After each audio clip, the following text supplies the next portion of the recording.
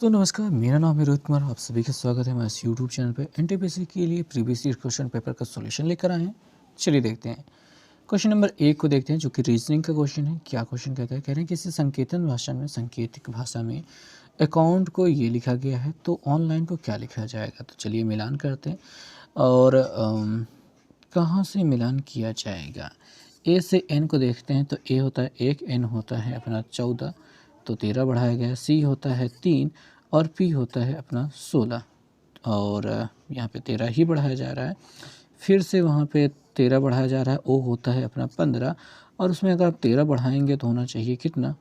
28, यानी कि 26 से 2 ज़्यादा, यानी कि बी पहुँच रहा है। यानी कि हमको यहाँ पे दिखाई दे रहा है कि 13 बढ़ाया जा रहा है। तो ओ के साथ में देखिए, ओ के साथ में क्या बनना चाहिए अपना? जैसे यहाँ पे बी बना था तो वैसे बी बनेगा। और एन, एन के साथ में यहाँ पे एन के साथ में क्या बन गया था? ए, तो एब्सोल्युटली ए ही बनेगा। एल के साथ एल होता है कितना? 12, 12 में 13 जोड़ेंगे, 12 में अगर हम 13 जोड़ेंगे तो हो जाएगा कितना? 25, यानी कि वाई।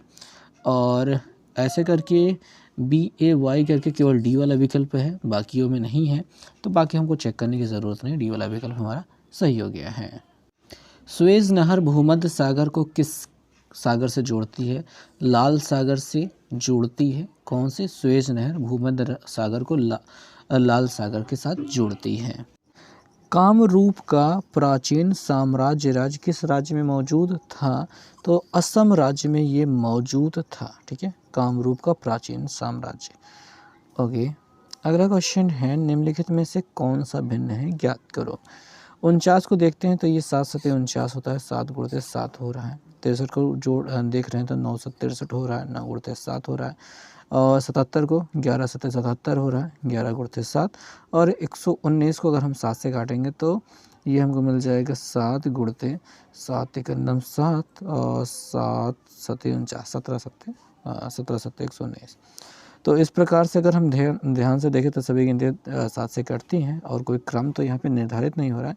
हालांकि अगर हम 63 को अगर इसका फैक्टराइजेशन करें तो यहाँ पे 3 गुणते 7 मिल सकता है, यानी कि इसके 3 गुणनखंड हो रहे हैं, बाकियों के नहीं हो पा रहे हैं। इस वजह से हम यहाँ पे भिन्न ए वाले विकल्प को मानेंगे। क्वेश्चन है कि 4 की घाते 3 और 5 की घाते 6 बराबर 10 की घाते m है, तो हम क्या मान?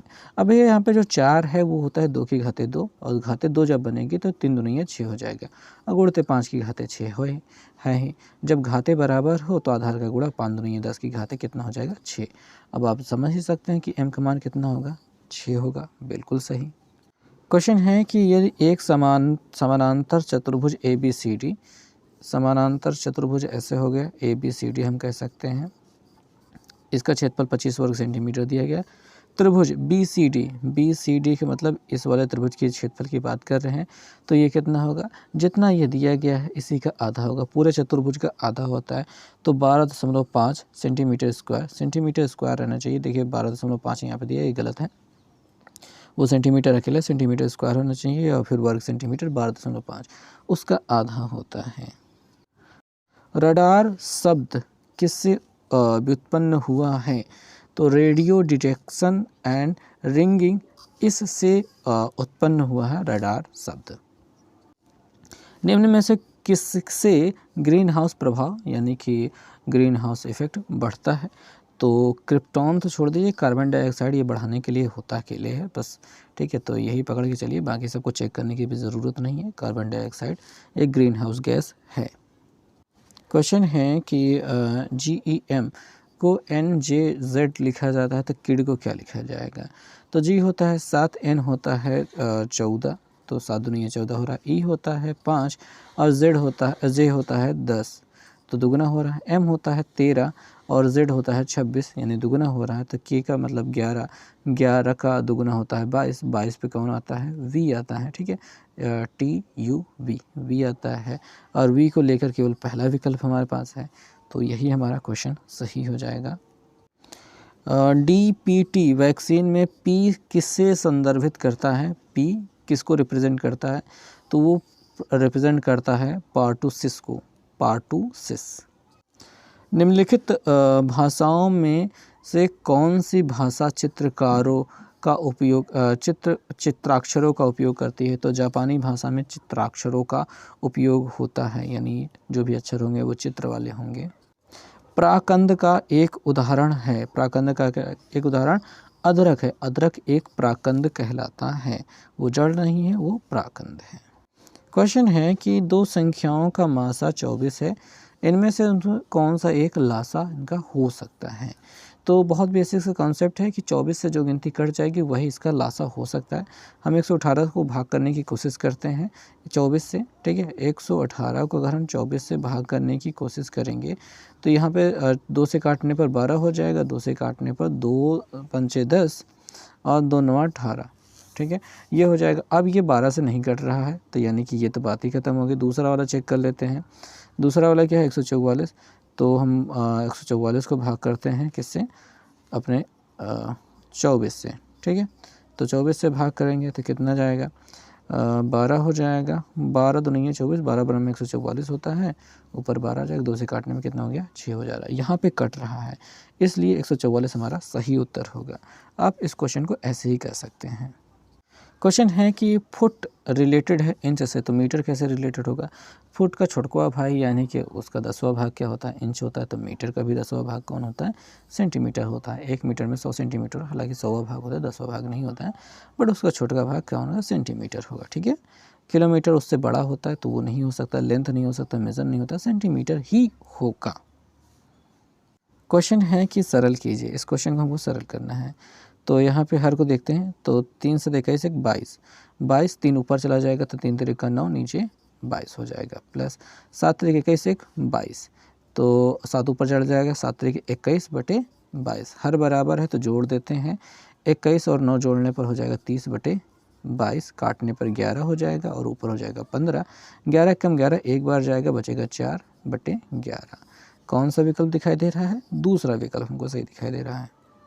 क्वेश्चन देखते हैं, रीजनिंग का क्वेश्चन है। कह रहे हैं एक महिला किसी व्यक्ति का परिचय कराते हुए कहती है कि उसकी पुत्री, यानी कि एक महिला है और एक व्यक्ति है, कि इसकी पुत्री मेरे पिता, इनकी पिता की इकलौती पोती यानी कि इनकी पुत्री है। जो इनकी पुत्री है वो इनकी भी पुत्री है, इकलौती पुत्री मतलब इनकी भी पुत्री है। तो ये आपस में क्या होंगे? पति पत्नी होंगे। तो ये महिला क्या होगी? पत्नी, ये हो गया पति। क्या पूछा जा रहा है? वह व्यक्ति इस महिला से किस प्रकार संबंधित है? वो उसका पति है। सूर्य की रोशनी को उसके संघटक रंगों में कौन विभाजित कर सकता है? अपवर्तन, परावर्तन, प्रत्याकरण, विकिरण। तो भैया देखिए, प्रिज्म द्वारा ये वर्ण विक्षेपण की घटना होती है। तो वर्ण विक्षेपण में क्या होता है? परावर्तन नहीं होता, अपवर्तन होता है, ठीक है। अपवर्तन, परावर्तन की घटना इसको कहते हैं जब उसी माध्यम में लौट जाता है।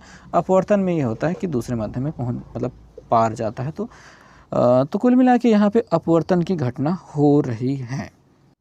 क्वेश्चन देखते हैं, मैथमेटिक्स का क्वेश्चन है। कह रहे हैं 16 बटे a बराबर 1 बटे अंडर 0.25। अब 0.25 का वर्गमूल निकालेंगे, 0.5 हो जाएगा। 0.5 मतलब 1/2 होता है, 1/2 का मतलब आधा होता है। इधर जाकर गुणा करेंगे तो 16 का आधा कितना होता है? 8 होता है। a बराबर क्या मिल जाएगा हमको? 8 मिल जाएगा। और ऐसा कोई विकल्प दिखाई नहीं दे रहा है, इस वजह से इस क्वेश्चन में कोई भी आंसर हमारा सही नहीं है। अगला है कि मालविकाग्निमित्रम किसने लिखा है? तो संस्कृत का शब्द है भाई। तो हालांकि ये सभी लोग संस्कृत के विद्वान हैं, तो ये कालिदास की रचना है फिलहाल, मालविकाग्निमित्रम। प्रदूषण का में सूचकांक SPM का पूर्ण रूप क्या होता है? तो सही उत्तर है सस्पेंडेड पार्टिकुलेट मीटर, ठीक है, ये सही उत्तर है। नेक्स्ट क्वेश्चन है, मैथमेटिक्स का क्वेश्चन है। क्या कह रहा है कि A किसी काम को 40 दिन में समाप्त कर सकता है, B उसी काम को 30 दिन में समाप्त करता है, दोनों मिलकर काम करते हैं, तो यह काम समाप्त करने में कितना समय लगेगा? तो 1/40 प्लस 1/30, LCM 120, 40 3 है 120, तो ऊपर 3 प्लस 30 चौके 120, तो 4 ऊपर 4 3 7, यानी 120/7। 7 से भाग करेंगे, 7 1 7, बचेगा कितना? 5, 7 7 49 और 1/7, 17 सही, 1/7। कौन सा विकल्प सही है? पहला वाला सही है हमारा विकल्प। सो दोस्तों अगला जो क्वेश्चन है रीजनिंग का है, यहाँ पे लिखा है ममाल हुमा, तो फ्लावर का रिलेशन किसके साथ होगा? तो यहाँ पे रोज़ ही एक ऐसे फ्लावर दिया गया है, बाकी ये ममाल हुमा क्या होता है वो समझ में भी नहीं आ रहा है, बट फ्लावर का रोज़ से रिलेशन है। अगला है स्टेटमेंट एंड कंक्लूजन से। क्वेश्चन में देखते हैं स्टेटमेंट में क्या दिया गया है कि एप्पल्स आर रेड, जो भी एप्पल्स हैं वो क्या हैं? रेड हैं, लाल हैं। ठीक। No red coloured fruits are cheap, तो जो ना रेड कलर के नहीं हैं वो सस्ते हैं। No red colours are fruit is cheap, तो ऑल एप्पल आर चीफ, तो उससे कोई रिलेशन नहीं बन रहा, तो ये गलत होगा। Red coloured apples are not cheap, तो ये रिलेशन बन सकता है, तो केवल दूसरा वाला हमारा सही है। तो ओनली कंक्लूजन 2 इज फॉलोज, तो हमको बी वाला विकल्प सही लगाना है। बी वाला विकल्प हम देख सकते हैं तीसरे जगह पे मिल रहा है। अगला क्वेश्चन है कि यदि हैप्पी को क्या लिखा जाता है?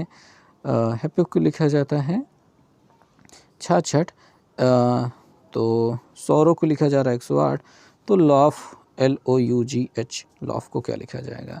सिंपली यहाँ पे उनके नंबर्स जो उनके प्लेस वैल्यू होती है उनको ऐड किया गया होता है, पर एक बार चेक करना ज़रूरी होता है क्योंकि हो सकता है कि उनका उल्टा वाला भी दिया गया हो। तो H का होता है 8, A का होता है 1, P का होता है 16, P का होता है 16, Y का होता है 25। इनको ऐड करेंगे तो हमको मिल जाएगा कितना? यहाँ पे कॉमा लगा देते हैं, तो 1 5 6 6 12 6 3 18 18 8 18 और 8 होता है 26 को 6 से लगे 2 2 1 3 1 4 5 और 6 66 हो रहा है, यानी कि उनके सही वाले स्थान को जोड़ा जा रहा है। तो इस प्रकार से इनको भी हम जोड़ लेते हैं। L बराबर होता है 12, 1 U बराबर होता है T का होता है 20, STU मतलब 21 21, G का होता है 7, H का होता है 8। अब इनको हमको करना है क्या? जोड़।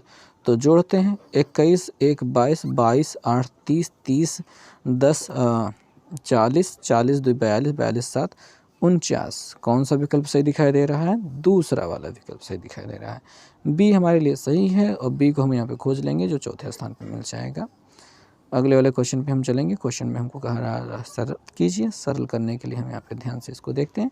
पहले करेंगे हम भाग में करते वक्त घातें घट जाती हैं, तो 1 की घातें -4 है और ये -3 हो जाएगा, यानी 1 की घातें -7 हो जाएंगी। गुणते 1 की घातें 6 हो रही है, जब 6 में से 7 घटाएंगे तो 1 की घातें -1 मिल जाएगी, जो कि हो जाएगा 1/a, और ये हो जाएगा कौन सा विकल्प? सी वाला विकल्प सही हो जाएगा। सो दोस्तों जो अगला क्वेश्चन है वो हम देखते हैं। कह रहे हैं एक परीक्षा में 40 छात्रों द्वारा प्राप्त किए गए अंकों का माध्य यानी समांतर मान 72.5 है। तो बाद में यह पता चलता है कि गलती से एक छात्र का अंक 84 की जगह पे 48 लिख दिया गया था, तो सही माध्य क्या होगा? तो भाई यहाँ पे सिंपली तरीका तो ये होगा कि आप पहले बात तो इनका गुणा इसके साथ करके कर लें, लेकिन एक दूसरा तरीका भी हम कर सकते हैं कि यहाँ पे जो अंक था उनका जो अंतर है वो निकाल लेते हैं। तो हमको 84 में से 48 को घटा लेना चाहिए, तो यहाँ पे डिफरेंस हम निकाल लेते हैं कितना मिल जाएगा। तो 14 में से 8 जाने पर मिल जाएगा 6 से लगे मतलब यहाँ पे 7 हो जाएगा, 7 में से 3 गया, 4 गया तो 3 मिल जाएगा, 36 हो गया। अब ये जो अंकों का डिफरेंस यानी कि इनके योगफल में जो पूरा योगफल मिलता है उसमें 36 जोड़ा जाता है, उसके बाद हम 40 से भाग करते हैं। हालांकि हम यहाँ पे 40 से भाग करके जो हमको डेसिमल में मिलेगा उसी अंकों को हम इसमें जोड़ सकते हैं। ठीक है, यहाँ पे हमको देखिए प्लस में मिल रहा है, इस वजह से हम जोड़ेंगे। अगर ये माइनस में मिल रहा हो तो हम घटा देते हैं। अभी हम कैसे निर्धारित करेंगे भाई? 48 के जगह पे मतलब कि 84 की जगह पे 48 लिख दिया गया था, यानी कम लिखा गया था, यानी हमको जोड़ने की बात है। ठीक है, जोड़ने की बात है, इस वजह से हम यहाँ पे इसको जोड़ेंगे। तो भाग करते हैं, 4 9 36 होता है, 0.9 मिलेगा, 0.9 मिलेगा। 0.9 को हम जोड़ देते हैं इसमें 72.5 में, तो 9 5 14 4 हाथ से लगे 1 और ये 3 हो जाएगा और ये 73.4 हो जाएगा। 73.4 कौन सा विकल्प दिखाई दे रहा है? डी वाला विकल्प दिखाई दे रहा है। ये क्वेश्चन का आंसर हमारा सही हो गया है। सो अगला क्वेश्चन है, ये कौन सा नदी कर्नाटक और तमिलनाडु में बहती है? कावेरी नदी है जो कर्नाटक और तमिलनाडु दोनों में बहती है। क्वेश्चन है कि जीका वायरस किसके द्वारा मनुष्य में संचरित होता है? तो जीका वायरस मच्छरों द्वारा मनुष्य में संचरित होता है। ठीक है, क्वेश्चन है कि निम्नलिखित में से किन कणों में सकारात्मक आवेश होता है। सकारात्मक का होता है पॉजिटिव, पॉजिटिव का मतलब होता है धनावेश, धनावेश का मतलब होता है मतलब धनावेश चार्ज किस पे होता है भाई, प्रोटॉन पे होता है अपना धनावेशित, न्यूट्रॉन पे कोई आवेश नहीं होता है, इलेक्ट्रॉन पे ऋणावेश होता है, क्रिप्टॉन की बात ही छोड़ दीजिए, ठीक है। क्रिप्टॉन एक परमाणु मतलब एक तत्व है। कथन निष्कर्ष का प्रश्न है। प्रश्न में हम देख पाते हैं कि कुछ डॉक्टर कारीगर है, कुछ डॉक्टर हो गए जो कि कारीगर हैं, सभी कारीगर लंबे हैं, सभी कारीगर लंबे हो गए हैं, सभी डॉक्टर छोटे हैं, ऐसा बिल्कुल भी नहीं है। कुछ कारीगर पुरुष हैं, ये भी निष्कर्ष नहीं निकलता है। तो कोई भी निष्कर्ष यहाँ पे सटीक नहीं बैठता है, यहाँ पे कुछ पता भी नहीं चल रहा है, उससे कोई निष्कर्ष निकाला नहीं जा सकता है। तो इस प्रकार से हमारा कौन सा विकल्प सही होगा। अगर हम देखें तो यहाँ पे कोई भी तर्कसंगत नहीं है, कोई भी निष्कर्ष तर्कसंगत नहीं है। क्वेश्चन है कि बेकिंग सोडा क्या होता है। तो बेकिंग सोडा होता है sodium bicarbonate, sodium bicarbonate baking soda होता है। सोडियम क्लोराइड अपना खाने वाला नमक होता है, ठीक है। क्वेश्चन है कि ग्राफीन क्या है। ग्राफीन क्या है, ये कार्बन का अपरूप है, ठीक है। जैसे कार्बन के अपरूप अपना होता है कोयला होता है, ग्रेफाइट होता है, हीरा होता है, वैसे ही ग्राफीन भी उसका एक अपर रूप है। निम्न में से प्राचीन संस्कृत शब्दकोश कौन सा है। तो अमरकोश, अमरकोश जो है सबसे प्राचीन संस्कृत शब्दकोश है। सबसे पहले पहिया किस से बने थे, मतलब किसके कौन से सामान को यूज़ करके हमने पहिया बनाया था। रबर, कांच, लकड़ी, लोहा। तो बस सिंपल सी बात है, लकड़ी का पहिया सबसे पहला बनाया गया था तने को काट करके। ये तना होता था, ये लुढ़क कर बड़े आराम से जा रहा था, तो इसको यहीं से कटिंग करके, ठीक है, पहिए के रूप में बनाया गया था। चंद्रशेखर सीमा किस पर लागू होती है, ये अगला क्वेश्चन है। चंद्रशेखर सीमा किस पर लागू होती है। सितारों पर, ज्वालामुखी पर, प्रकाश की गति पर, वनस्पति जीवन पर। तो चंद्रशेखर सीमा सितारों पर लागू होगी, क्योंकि ये ग्रहों के, उपग्रहों के या फिर आकाशीय पिंडों के द्रव्यमान को रिप्रेजेंट करती है। आप यहाँ पे देख सकते हैं चंद्रशेखर सीमा क्या है। किसी अस्थाई श्वेत बौने नक्षत्र की अधिकतम संभावित द्रव्यमान चंद्रशेखर सीमा कहलाती है। तो इस सीमा का उल्लेख सबसे पहले विल्हेम एंडरसन और ईसी स्टोनर ने 1930 में प्रकाशित शोधपत्रों में किया था। किंतु भारत के खगोल भौतिक शास्त्री सुब्रमण्यम चंद्रशेखर ने 1930 में 19 वर्ष की आयु में स्वतंत्र रूप से इस सीमा की खोज की और इस सीमा की गणना को अधिक शुद्ध बनाया था।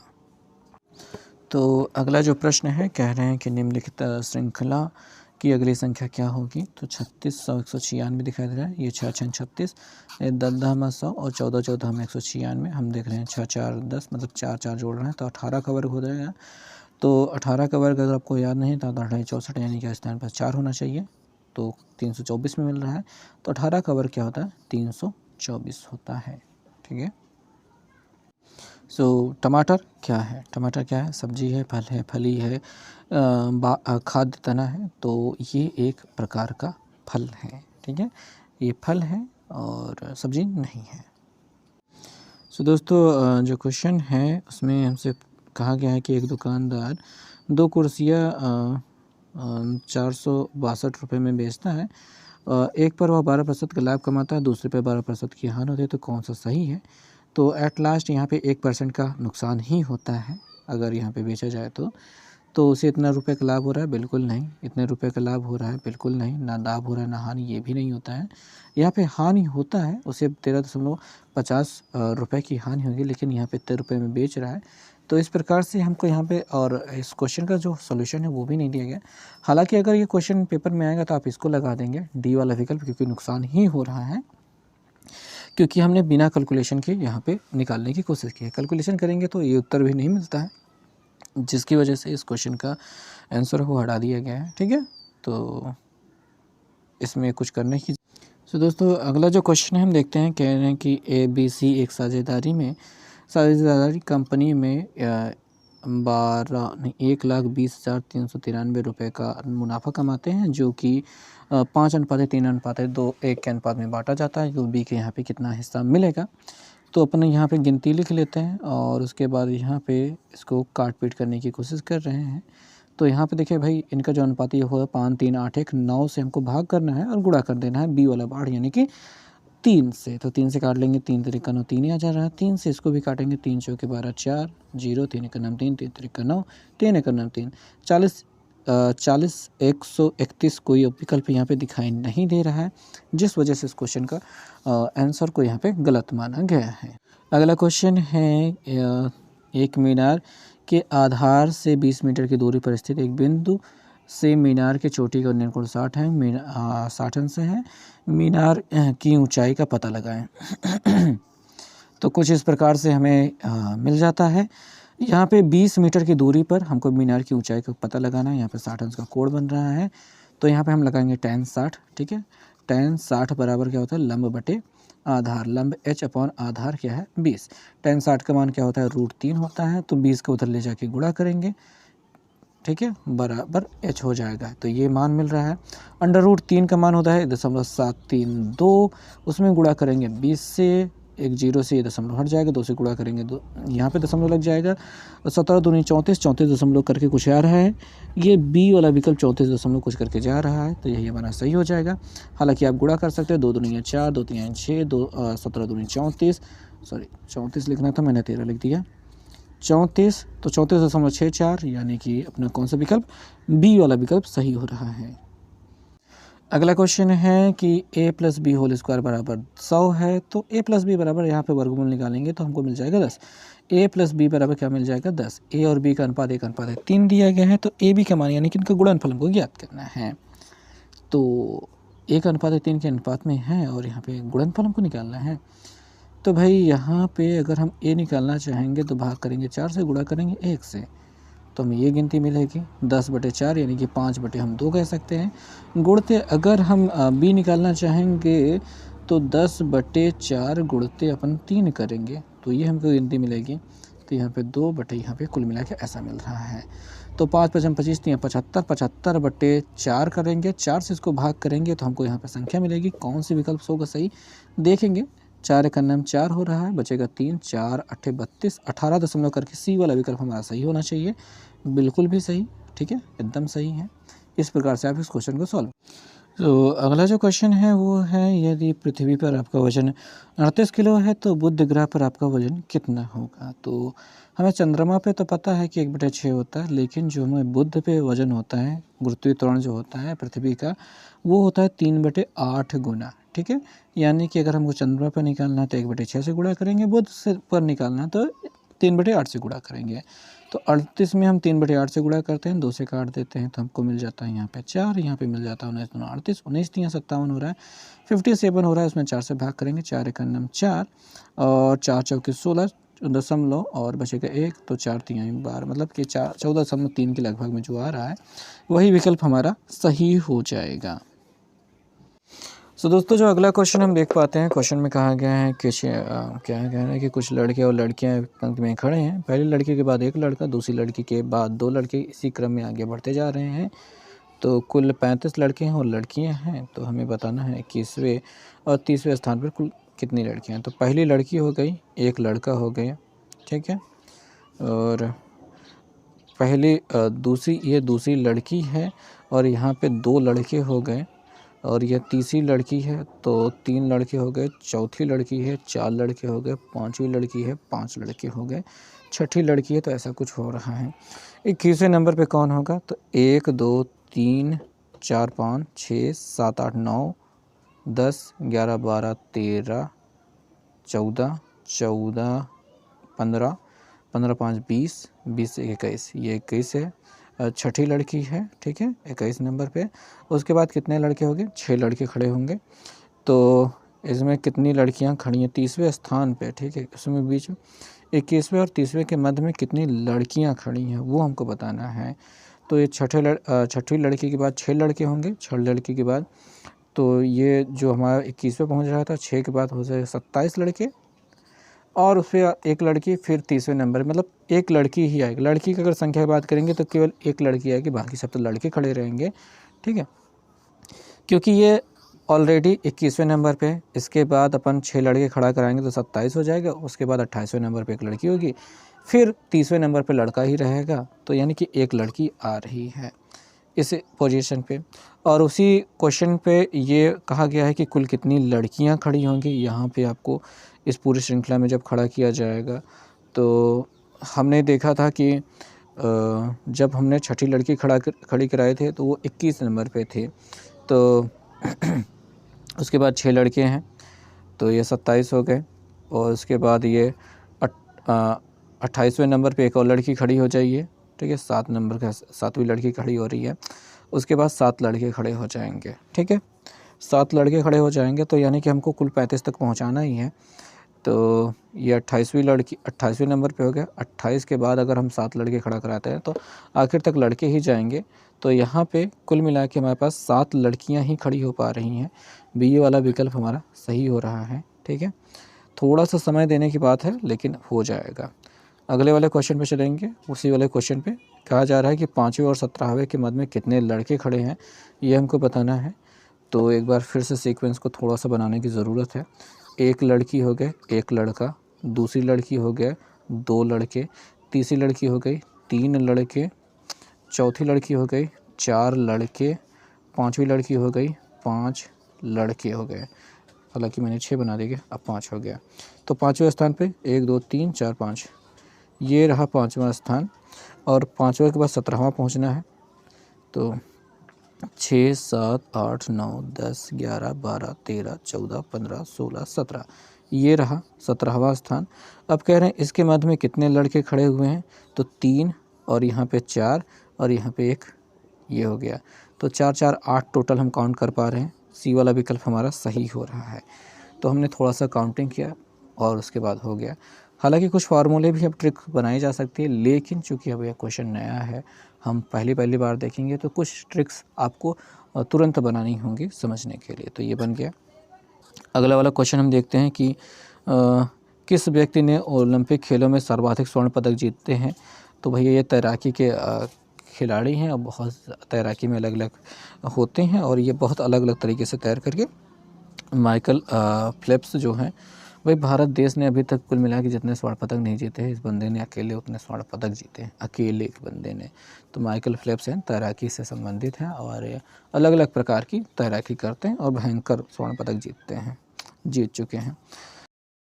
तो जो अगला क्वेश्चन है, क्वेश्चन में हम देखते हैं कि 2 वर्ष में एक मूलधन 5% वार्षिक ब्याज की दर से चक्रवृद्धि ब्याज में तथा समान समय और उसी मूलधन पर साधारण ब्याज से 10 रुपये ज़्यादा है, मतलब चक्रवृद्धि ब्याज ज़्यादा है और साधारण ब्याज 10 रुपये कम है, तो मूलधन में गैप कितना है। तो हालांकि इसके लिए एक ट्रिक होती है, पर अपने पास जब ट्रिक नहीं हमको याद है तो हम बेसिक फंडा लगाएंगे। तो मूलधन हमने ले लिया 1 +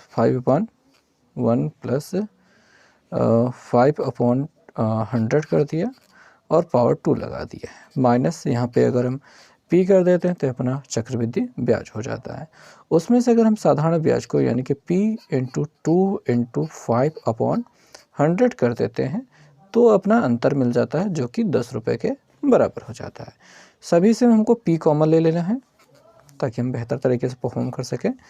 यहाँ पे 5 × 5 हो जाएगा, 5 20 से 100 होता है, 20 × 20 1 21, 21 का वर्ग करेंगे तो 441 बटे 20 का वर्ग करेंगे तो 400, माइनस यहाँ पे 1 रहेगा और यहाँ से p कॉमन ले लिया। 5 दूनी 10 होता है, एक 0 कट जाएगा और हमको -1/10 मिल चुका है, बराबर 10 हो रहा है। सॉल्व करेंगे, यहाँ पे एलसीएम आपको पता ही है 400 होगा, ऊपर अपना 441 होने वाला है। यहाँ पे 1 में 400 से गुणा होगा तो 400 हो जाएगा और माइनस 10 से भाग करेंगे 400 में 40 आ जाएगा, यानी कि ऊपर हो जाएगा 40, बराबर अपना ये 10 हो रहा है, 10 हमने कर दिया है। p यहाँ पे साथ में रहेगा, आप जानते ही हैं। 400 और 40 को जोड़ने पर 440 होता है, 441 में 440 घटाने पर ऊपर 1 मिल जाएगा, यानी ऊपर वाला हिस्सा पूरा हो गया है 1, और ये 410 में जाके गुणा कर देगा, यानी कि हमारा हो जाएगा 4000, यानी मूलधन कितना मिल गया हमको 4000 मिल गया है। और ये हमारा सी वाला विकल्प बिल्कुल सही है। तो इस प्रकार से आप फार्मूला या फिर ट्रिक आपको नहीं याद है तो आप बेसिक मेथड से भी क्वेश्चन को सॉल्व कर सकते हैं। अगला क्वेश्चन है यूमामी क्या है? यूमामी आखिर क्या है? तो ये एक स्वाद का प्रकार है। स्वाद का एक प्रकार होता है, जैसे खट्टा मीठा, वैसा ही यूमामी एक स्वाद का प्रकार है। और असल बात ये है कि मुझे भी ये नहीं पता था। तो अब इस वीडियो को यहीं पे करते हैं ख़त्म। आगे के 50 क्वेश्चन लाएंगे हम अगले की वीडियो में। तो मिलेंगे नेक्स्ट वीडियो में, तब तक के लिए बहुत धन्यवाद।